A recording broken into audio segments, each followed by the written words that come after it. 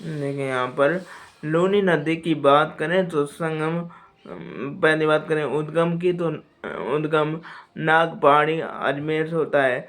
दूसरी बात करें संगम की तो कच्छ का रण जो है ना, कच्छ का रण गुजरात से इसका संगम होता है।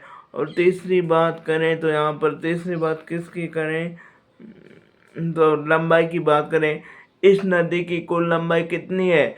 495 किलोमीटर है लूनी रिवर की लंबाई है। और राजस्थान में 350 किलोमीटर इसकी लंबाई पाई जाती है, यहाँ पर होती है यहाँ पर। और बात करें अपोह क्षेत्र की तो अपोह क्षेत्र अजमेर, नागौर, बालोतरा, सांचौर, जोधपुर ग्रामीण ये इसकी सहायक नदियाँ हैं। ये इसके जिले हैं यहाँ पर। जोधपुर ग्रामीण, बालोतरा, सांचौर, अजमेर, नागौर ये इसके जो है अपोह क्षेत्र के जिले हैं यहाँ पर।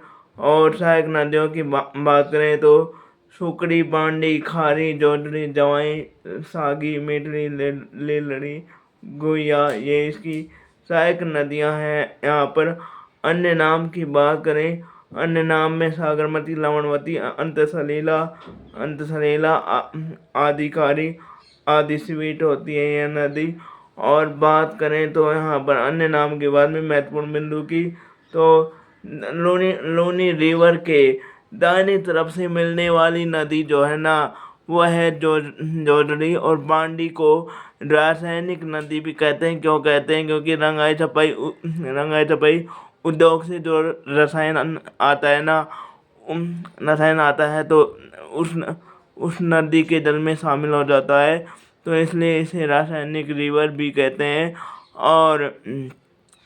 और इसके बाद में बात करें तो सांचौर में इसे रेल या नाला कहते हैं। रेल या नाला सांचौर में। और लोनी जो रिवर है ना, इसमें बालोतरा सांचौर के बाद में, यानी बालोतरा के बाद में इस नदी का जल खारा हो जाता है। बालोतरा के बाद में इस नदी का जो जल है वो खारा हो जाता है यहाँ पर। और इसे इसे क्या कहते हैं, यानी कि जो है एक प्रकार से सबसे लंबी नदी कहते हैं। यानी कि जैसलमेर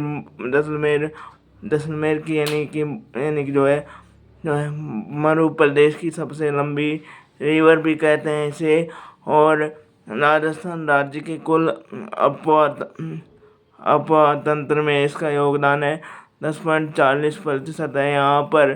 तो ये बातें थी इसकी।